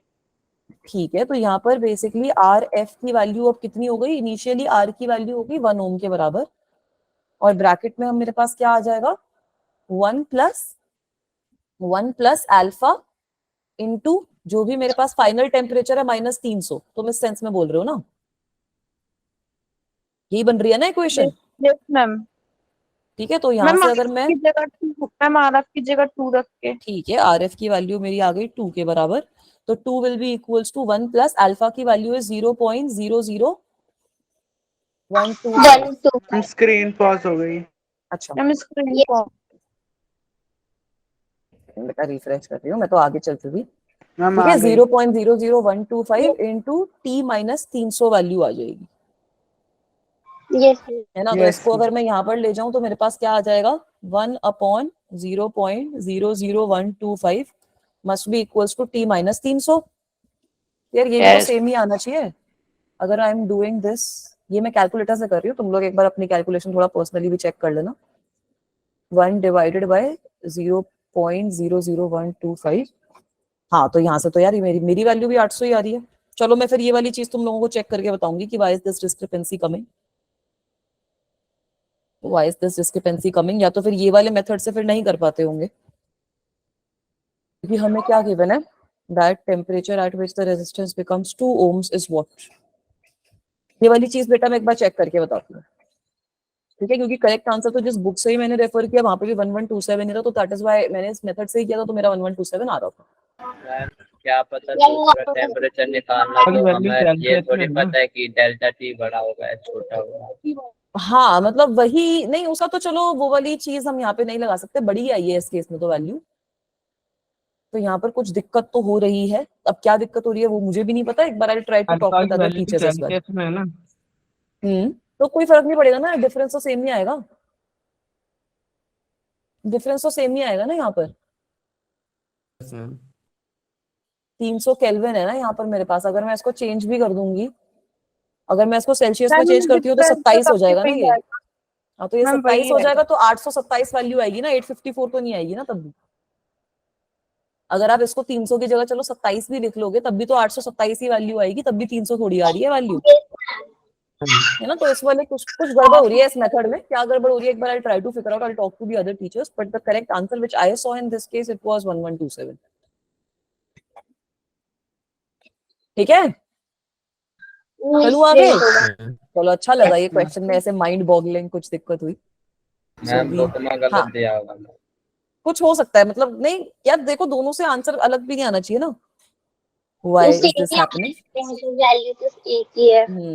क्योंकि आइडियली करेक्ट आंसर जितना मुझे पता है वो 1127 सही आंसर, 1127 में कोई गड़बड़ नहीं है। अब यहाँ पर या तो फिर ये गड़बड़ है कि हमें क्योंकि इनिशियल टेम्परेचर नहीं पता कि वो कहाँ से रेस कर रहे हैं, तो maybe we can't apply this. या फिर यार देखो यहाँ पर ये दिक्कत तो नहीं हो रही कि टेम्परेचर डिफरेंस बहुत ज्यादा है, यस मैम वही यस बोल मैम, यही दिक्कत है, यही दिक्कत है। हाँ, तो हो सकता है कि हम डायरेक्टली ये वाला एक्सप्रेशन यूज ना कर पाए, मतलब मे बी यस मैम, 1000 से ज्यादा है। कि टेम्परेचर नहीं डिफरेंस यहाँ मतलब पर, 100 से ज्यादा मतलब है। इस केस में तो बहुत ज्यादा है। वहां पे तो चलो हमने ये अज्यूम कर लिया कि मेरा कुछ भी इनिशियल टेम्परेचर हो सकता है ना, तो वहां पे तो ये वाला फॉर्मूला हमारा अप्लाई हो गया। यहाँ पर मे भी ये दिक्कत आ रही हो कि टेम्परेचर डिफरेंस इतना ज्यादा है कि that is why it's not giving an accurate answer, क्योंकि ये तो हमने अजम्पशन लिया 100 से नीचे वाले टेम्परेचर के लिए ना। Yes ma'am. ठीक है, तो शायद ये वाली चीज रीजन हो सकती है, बाकी इसको I try to figure out. ठीक है, सेटिस्फाई करने के लिए बच्चों को गलत आंसर देने का फायदा नहीं है, तो शायद ये वाली चीज रीजन हो सकती है, but I try to also talk to other teachers and try to see why this is happening. चलूं अब आगे, ये वाले क्वेश्चंस वैसे समझ में आए जितने भी क्वेश्चंस करे? Yes, Yes, ma'am. बढ़िया है, ये फाइनल क्वेश्चन। 1127 के लिए भी वैलिड नहीं होना चाहिए फॉर्मूला। हाँ, मैं भी वही सोच रही हूँ, क्योंकि वहां पे भी तो हम रूम टेम्परेचर से डिफरेंस ले रहे हैं ना, 1127, और अगर रूम टेम्परेचर मेरा 27 है तो डिफरेंस तो हम वहीं से ले रहे हैं। नहीं, मैं एक बार इसको फिगर आउट करती हूँ बच्चों, जो भी रीजन होता है वील ट्राई टू अंडरस्टैंड कि व्हाई इज दैट हैपनिंग। ठीक है, चलूं अब आगे। मैम हो सकता है ना कोइंसिडेंटली सेम आ रहा हो।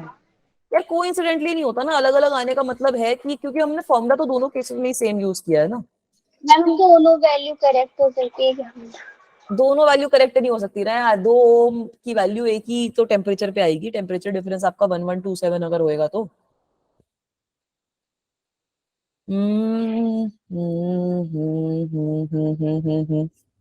एक बार I will figure it out why is this happening, क्योंकि यहाँ पर हमारा टेम्परेचर हमने माइनस कर दिया है 300, यहाँ से हमने माइनस किया है, यहाँ पर हमने 27 लिया है इसको, उसमें कोई डिफरेंस खास आएगा नहीं।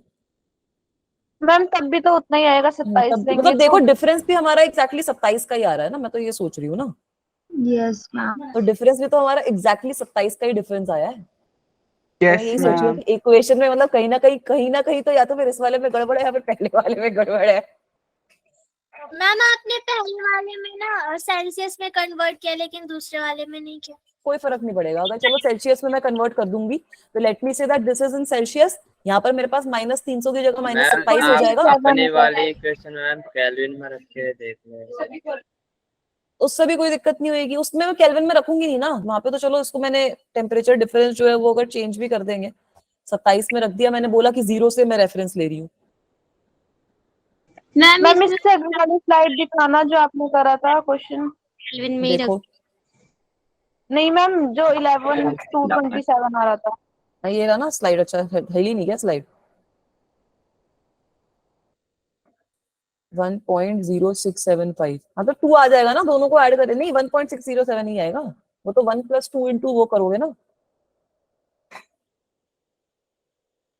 1 प्लस अगर हम 2 × वो करते हैं, 2 × 0.00125 मल्टीप्लाइड बाय 27, तो 0.6 नहीं सही आया बेटा, वो आंसर तो सही है, उसमें कोई दिक्कत नहीं है। मतलब मैं ये सोच रही हूँ कि यहाँ पर डिफरेंस खाली 27 का आ रहा है, यहाँ पर जो डिफरेंस है वो डिफरेंस भी खाली 27 का ही आ रहा है, तो वो 27 वाला फैक्टर ही कहीं ना कहीं कुछ इंपॉर्टेंट तो हो ही रहा है इस सिचुएशन में या फिर उस सिचुएशन में। I try to figure out कि what is going wrong between both of them. ठीक है, फिर I try to give you the answer as well. Ma'am 1127 तो हमारा 0 डिग्री से आया है ना, हमें तो 300 केल्विन से चाहिए ना, तो उसमें 27 माइनस करेंगे ना 1127 में से। नहीं 300 से क्यों चाहिए, या तो फिर इसको इस तरीके से इमेजिन करो कि ये वाला जो तुम्हारे पास, अच्छा ठीक है चलो मुझे थोड़ा बहुत समझ में आया, आपको निकालना है मैम दैट या फिर ये जो टेम्परेचर। 1100 केल्विन है ये हमारा 300 से है, इसमें 27 ऐड करेंगे फिर। राइट वही मैं पॉइंट बोल रही हूँ कि यहाँ पर आपका ये जो 1127 आया है आंसर, ये आया है 0 के रिस्पेक्ट में, कि अगर मैंने 0 से शुरुआत करी तब मेरे पास ये आंसर आएगा। अब ये वाला जो आंसर आ गया तुम्हारे पास, ये आया कि तुमने 300 केल्विन से शुरुआत करी है तब तुम्हारे पास 1100 केल्विन आया है ना, तो ये या तो फिर यहाँ पर अंतर हो रहा है इस चीज का, कि हमारी जो शुरुआत होगी वो तो हम उससे करते हैं ना, रूम टेम्परेचर जो 0 से लेते हैं। आंसर हो रहा है इसलिए मैम 27 का हाँ, डिफरेंस तो आ रहा इसलिए है। वो 27 का वहां पे अंतर आ रहा है, क्योंकि 0 तो तुम्हारा कितने पे होता है, हम 0 भी तो 273 पे। 273 पे लोगे ना, तो 273 थोड़ी ऐड करेंगे इसमें, 273 थोड़ी ऐड या सब्ट्रैक्ट करेंगे। नहीं मैम ये तो हमारा 300 केल्विन से आया है, तो 273 और 300 के बीच में 27 का डिफरेंस है ना। हाँ, वो 273 और 300 के बीच में 27 का डिफरेंस है, तो that is why this difference is not reflecting here. मतलब ये आपका फाइनल टेम्परेचर आ गया 300 के रिस्पेक्ट में, हमें जो फाइनल टेम्परेचर निकालना है वो हमें इन जनरल निकालना है, तो ये वाला मेथड ज्यादा अच्छा है, फिर इसी को फॉलो कर लो ताकि उससे कंफ्यूजन ना हो। Yes ma'am. Yes, ma'am. ठीक है, ये रीजन मुझे भी सही लग रहा है बच्चे का, जो बच्चे ने बोला है कि यहाँ पर ये डिस्क्रिपेंसी इसीलिए आई है क्योंकि ये वाला जो टेम्परेचर है ये we have considered that we are taking this from 0, that we have considered that 300 से जो टेम्परेचर हमारा इंक्रीज हुआ है वहां से हमें कितना टेम्परेचर इंक्रीज करना है, तो that is why this discrepancy is coming. Is that okay now? Yes, reference का डिफरेंस है, आंसर दोनों सही है, कौन ऑब्जर्व कर रहा है वहां पे गड़बड़ हो गई। अब दोनों सही है ना? आंसर दोनों सही है बट आपको मार्क ऑप्शन में 1127 करना पड़ेगा। Okay ma'am. Everything is relative. हाँ, everything is relative, here the answer is also relative, but मजा आया ये क्वेश्चन में, मुझे भी मजा आया, तुम लोगों को भी आया होगा। yes, ठीक है, ma'am. अब चलूं आगे। Yes Yes, ma'am. ma'am. Yes, ma'am. अब आ जाओ तुम्हारे फाइनल, मतलब एक कार्बन रेजिस्टर्स की ना बढ़िया तुम्हारे लेबोरेटरी वगैरह में देखे कभी मैम रेजिस्टर? सर नहीं ने देखे किसी करा ने? दिया हमें कार्बन Ma'am, Yes, ma'am. अच्छा। देखे हैं। सर ने करवा दिया बेटा, मेरे को अपने वालों को करवाना पड़ेगा अनफॉर्चुनेटली, तो थोड़ा सा 15 मिनट का थोड़ा सा वो ले लो, तुम लोग भी थोड़ा रिवाइज कर लेना इस चीज को। ठीक है बेटा, तो कार्बन रेजिस्टर का ये मतलब क्या होता है, ये कार्बन रेजिस्टर ना बड़े काम के होते हैं, और आपके अब कार्बन रेजिस्टर पे सब पे वैल्यूज वगैरह तो लिखी नहीं जाती क्योंकि रेजिस्टर्स आप लोग देखोगे बहुत छोटे छोटे आते हैं भाई, बहुत ही छोटे छोटे, इतने बड़े नहीं आते कि यहाँ पर इतने बड़े से दिख रहे हो। हम लोग जब रेजिस्टर से सर्किट वगैरह बनाते थे तो बहुत छोटे रेजिस्टर होते हैं आपके। तो colour code for carbon resistance एक तरीका है कि आप कार्बन रेजिस्टेंस की वैल्यू कितनी है वो अपनी रेजिस्टर को देख के बता पाओगे। ठीक है बेटा, तो वैसे आप लोगों के सिलेबस में ये 4 बैंड वाला ही है, वैसे इसके 5 बैंड भी आते हैं, 6 बैंड भी आते हैं, वो आपके मैम, थोड़े अलग अलग, मैक्सिमम 9 तक। हाँ मतलब अलग अलग तरीके के बैंड्स आते हैं, ऐसा नहीं है कि खाली आपके पास 4 बैंड के रेजिस्टर ही आते हैं। अभी आप लोगों के सिलेबस में हमें 4 बैंड ऑफ रेजिस्टर देखना है। तो ये जो रेजिस्टर्स वाले बैंड हैं ये आप इस तरीके से अपने काउंट करते हो, लेफ्ट से लेकर राइट तक आप इसको रीड करते हो। तो सबसे पहला तो ये पॉइंट नोट कर लो that read it from left to right, read it from left to right. आपको हमेशा इसको लेफ्ट टू राइट अपना रीड करना है। और अब इसको रीड कैसे करते हो, इसकी कितनी वैल्यू है, इसमें कितनी टॉलरेंस है, टॉलरेंस का मतलब क्या होगी कि कितनी एक्यूरेटली इसकी वैल्यू आप बता पा रहे हो, वो सारी की सारी चीजें आप इससे बता पाते हो। ठीक है, ये जो सारे के सारे कलर्ड बैंड्स होते हैं they are corresponding to some particular number, और नंबर भी कैसे, ये जो पहला आपका कलर्ड बैंड है, फर्स्ट कलर जो है, फर्स्ट इज तो very good, first colour and second colour आपको बता रहे हैं कि आपका नंबर कितना है। ठीक है, नंबर कितना है कि सपोज अगर मैं कोई एग्जांपल आप लोगों को दूं, सपोज मेरी कुछ रेजिस्टेंस है 30, सपोज मेरी कुछ रेजिस्टेंस है, कितनी रेजिस्टेंस लिखें, रेजिस्टेंस लिख देते हैं 36 इंटू 10⁻³ और इसको मेजर करने में थोड़ी सी गड़बड़ वड़बड़ हुई है तो ±5% गड़बड़ होती है ना, यस मैम। किसी भी चीज को मेजर कर रहे हो तो गड़बड़ होती है ना। तो ये जो पहला कलर है ना बेटा, तो वो प्रिसिशन वगैरह में पढ़ा होगा ना कि कितनी प्रिसाइज है आपकी वैल्यू। तो ये जो Yes, पहला ma'am. और दूसरा कलर है ये आपको बता रहा है कि ये जो 3 और 6 होगी ये कौन सी डिजिट होगी। ठीक है, दैट इज व्हाट यहाँ पर मैंने फर्स्ट डिजिट और सेकंड डिजिट लिख रखा है। तो ये जो फर्स्ट 2 बैंड्स हैं they are representing the first and second digits. ये भी चीज लिख लो वरना ये डायग्राम से भी देख सकते हो। दे रिप्रेजेंट, ठीक है बेटा कोई दिक्कत नहीं है बच्चा, they represent first and second digits, first and second digits. ठीक है बेटा, इसके अलावा अब जो ये तीसरा वाला बैंड आएगा, अब यहाँ पर ये 10⁻² भी तो कुछ पावर है ना, है यस ना। मैम। तो ये जो आपका अगला वाला बैंड होगा that will talk about the number of zeros which are basically following the significant चीज। तो ये जो थर्ड बैंड होता है इसको हम मल्टीप्लायर बैंड कहते हैं। ठीक है, थर्ड बैंड हमारा मल्टीप्लायर रिप्रेजेंट करता है। मल्टीप्लायर का क्या मतलब है कि कितनी 10 की पावर से आपको इसको मल्टीप्लाई करना है, तो इसको हम बोल देते हैं डेसिमल मल्टीप्लायर, डेसिमल मल्टीप्लायर, इसको हम कहते हैं डेसिमल मल्टीप्लायर। और जो फाइनल आपका बैंड है, जो आपका फोर्थ बैंड होता है, that gives you the tolerance, that gives you the tolerance. अब टॉलरेंस में बड़े बच्चे कंफ्यूज हो जाते हैं कि मैम टॉलरेंस का मतलब है कि कितना हम इसमें से करंट पास करवा सकते हैं, वैसा कुछ नहीं है। ठीक है, टॉलरेंस का मतलब ये होता है कि भाई जो ये रेजिस्टर बना रहा था, जिसने भी ये रेजिस्टर को क्रिएट किया है, तो उसने कितनी उसको प्रिसिशन से क्रिएट किया है, उसमें कितनी एरर की गुंजाइश है। ठीक है, तो ये जो चौथे वाला होता है this is talking about precision, this is talking about precision with which the resistor is made, precision with which the resistor is made, precision with which resistor is made।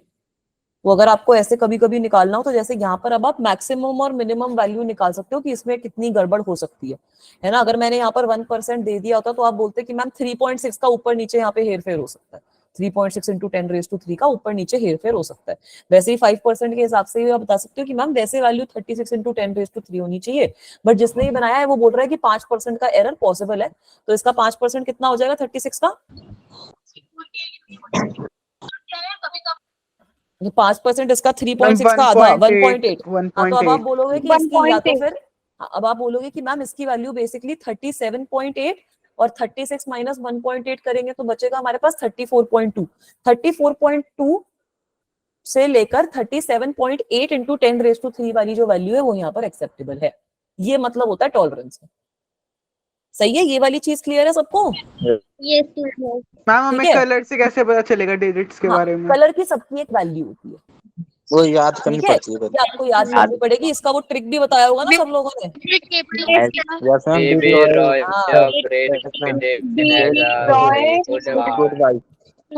Very good. Baby Roy of great, सब बच्चों को रट जाता है ये। Baby Roy of great Britain had very good wife होता है ना, very good wife. had very good wife। ये सेंटेंस याद कर लो, इससे ये रंग याद हो जाएंगे। ब्लैक, मैम इसमें कैपिटल जो वर्ड्स होते हैं वही मतलब हाँ कलर्स इसमें को जो कैपिटल वाले होते हैं वो मैंने कैपिटल लिखे नहीं है, बट ठीक है अभी लिख देती हूँ वो वाले भी वर्ड्स। हाँ, बी रॉय आ गया, आर कैपिटल हो गया, हाँ ओ कैपिटल आता है आपके पास, ओ को कैपिटल कर देती हूँ। बाई भी कैपिटल आएगा यहाँ पे। मैंने कैपिटल नहीं लिखे। बीबी रॉय ऑफ में ओ कैपिटल आ जाएगा, ग्रेट हमारा कैपिटल है ही, ब्रिटेन कैपिटल है, हैड में वेरी वाला जो कैपिटल है वो वेरी हमारा कैपिटल आएगा। मैम रॉय में आ जाता है तीनों, रेड ऑरेंज और येलो। मैम ऑफ में ऑफ तो मैम साइलेंट रहता है। यस मैम, रॉय में तो आ जाता है ऑरेंज और येलो। ऑरेंज और येलो आ जाता है, अच्छा ठीक है। मैम को भी बोलने दो। हाँ मतलब कुछ नहीं होता, मैं चेंज कर देती हूँ। ऐसे बच्चे बोल रहे हैं कि मैम कर दो वरना देख लो क्या करेंगे हम। ठीक है, ये बीबी रॉय ओ का कुछ मतलब नहीं है। गुड का भी कैपिटल होगा ये ठीक है। ग्रेट बीबी रॉय हो गया, ग्रेट ब्रिटेन हो गया, वेरी हो गया, गुड वाइफ। हाँ तो जी और डब्ल्यू तो कैपिटल हो रहा है। Had very good wife. हाँ गुड वाइफ, अच्छी बीवी थी उसकी भाई। याद रखो ये सेंटेंस, बड़े काम का सेंटेंस याद होगा। मैम गुड होगा, आपने गूफ लिख दिया। हाँ तो गूफ भी अच्छा वर्ड है यार, ऐसे मजाक करने वाली बीवी थी उसकी, क्या दिक्कत है, तुम गूफ से याद कर लो। बस बाकी बचा। हाँ ठीक है, अभी सही है। Yes ma'am. अब इसका मतलब समझ लो, जो बेटा आपका कलर होता है उसके कॉरेस्पॉन्डिंग एक नंबर है। ठीक है, अगर आपका ब्लैक कलर है तो उसके कॉरेस्पॉन्डिंग 0 है, अगर आपका ब्राउन है तो उसके कॉरेस्पॉन्डिंग 1 है, रेड है तो 2 है, ऑरेंज है तो 3 है, येलो का 4, ग्रीन का 5, ब्लू का 6, वॉयलेट का 7, ग्रे का 8, व्हाइट का 9 होता है। उसके बाद में ये आपके जो रंग बिरंगे बैंड्स हैं वो शुरू हो जाते हैं। 5%। ठीक है, हाँ तो ये जो रंग बिरंगे बैंड्स हैं वो आपकी रिप्रेजेंट कर रहे हैं कि आपकी टॉलरेंस कितनी होगी। तो यूजुअली आपकी गोल्ड या सिल्वर ही दिखाई जाती है। इसमें रेजिस्टेंस में गोल्ड दिया है उसका 5% हो जाएगा। हाँ गोल्ड अगर आपको गिवन है तो उसमें 5% टॉलरेंस है। 5% टॉलरेंस मतलब अच्छे से बनाया गया है, प्रिसाइज रीडिंग है आपकी, तो वो आपकी गोल्ड वाली है। हाँ वियर गोल्ड सिल्वर नेकलेस वैसे भी याद कर लो, बिल्कुल बढ़िया है, जो गोल्ड सिल्वर नेकलेस भी पहनती थी। ठीक है बच्चों, और अगर यहाँ पर कोई आपको कलर नहीं गिवन होगा, अगर आपको खाली ये 3 रंग गिवन होंगे तो आप समझ लेना कि इसका मतलब है कि इसकी जो टॉलरेंस है वो कुछ नहीं है, बेकार रजिस्टर बना हुआ है, 20% टॉलरेंस आई है। मैम तो व्हाइट और नो कलर में क्या फर्क है?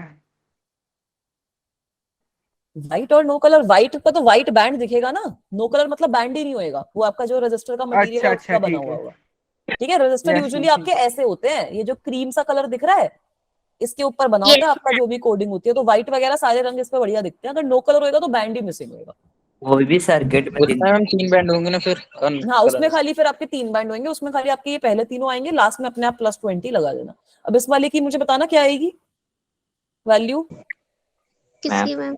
जो ये यहाँ पर सर्किट में बना हुआ है, ये एग्जांपल है, ये ऐसे मजे में नहीं लगा रखा डायग्राम। येलो का मैम कौन से वाले बैंड की? वॉलेट का सारे 7 की है। बताओ ना, पूरी की पूरी रेजिस्टेंस की वैल्यू। 47 into 10 की power 3 very good, very good. पहला वैल्यू प्लस माइनस 5%। बिल्कुल सही बोला। हाँ। पहला वैल्यू येलो है, दूसरा वैल्यू वॉयलेट है, मैम तीसरा हमारे पास ये ऑरेंज हो 7 गया। ऑरेंज है। बिल्कुल सही। तो येलो होता है हमारा 4 होता है। येलो है 4। 4 इस तरीके से हमें टेबल भी बना लेना चाहे, कोई दिक्कत नहीं है। वॉयलेट होता है हमारा 7। 47 हमारी पहली दो डिजिट्स आ गई। ऑरेंज क्या बता रहा है? मल्टीप्लायर। ठीक है, ऑरेंज 10 का क्या की मतलब power है कि वो स्ट्रिप सी में है, तो ऑरेंज हो जाएगा 10 की पावर 3 -4। और प्लस माइनस गोल्ड की वैल्यू है 5%। तो can you guys tell me what will be the minimum and maximum value of this resistance? Ma'am बताओ एक बार, टॉलरेंस से निकाल के बताओ क्या वैल्यू आएगी। ठीक है, तो इसका मतलब है ये आपके पास 47 किलो ओम आ गई। 2350 मिनिमम। 2350 थोड़ी आएगी मैम, मैम, 49.35 मैक्सिमम। ये 47 किलो ओम आ गई आपके पास वैल्यू, प्लस माइनस 5% कर लो, तो आपकी जो रेजिस्टेंस है वो किस किस के बीच में आएगी ये बताओ। 5% का क्या मतलब हो गया? 40 मैम 2.35। माइनस हो जाएगा। तो 2.35 माइनस करो, 2.35 ऐड करो। मेरी जो रेंज आई थी वो आई थी 44.65 किलो ओम ये से लेकर 49.35। 49.35 किलो। तो अभी समझ में आ गया ये कलर कोडिंग का क्या मतलब होता है? ठीक है, यस इसका मैम। एक और एग्जांपल करते हैं, बस उसके बाद क्लास खत्म करेंगे। बाकी series combination, parallel combination next class में शुरू करेंगे। तो बढ़िया, तुम्हारी अगली क्लास सिंपल रहेगी। वो आज भी सिंपल ही था। खैर, इस केस में बताओ क्या आएगा मामला। कलर भी यहाँ पे गिवन है, येलो वॉयलेट। सेम ही है यार, ये सेम सा ही क्वेश्चन हो गया। 470 प्लस मैम माइनस इस ब्राउन की 5%। चेंज कर देंगे 47 इंटू 10 की पावर 2 4 प्लस 7 माइनस अब 5%। हाँ, अब ब्राउन, खाली ब्राउन ही चेंज हुआ है। मजा नहीं आया ना क्वेश्चन में। 10 की पावर No, 1 होगी, ma'am. 2 होगी? 10 की मैम पावर 1 2 होगी है ना, ब्राउन में। अरे ब्राउन में 1 होती है, यस हाँ मैम। मैम 0 से शुरू होता है काउंटिंग। यस 10 की मैम। पावर तो 1 10 की पावर हमारी हो मैम जाएगी 1। हाँ बेटा, मैम 57 आएगा क्यों मैम? येलो क्यों नहीं चाहिए मैम? सही है सही है। येलो का 4 होता है ना यस आपका, तो इसका मतलब 4 है कि होता है हमारे मैम, पास तो क्या गलती वैल्यू आ गई? हाँ, 470 ओम्स आ गई। तो 470 ओम प्लस माइनस 5% करके बताना क्या आंसर आएगा।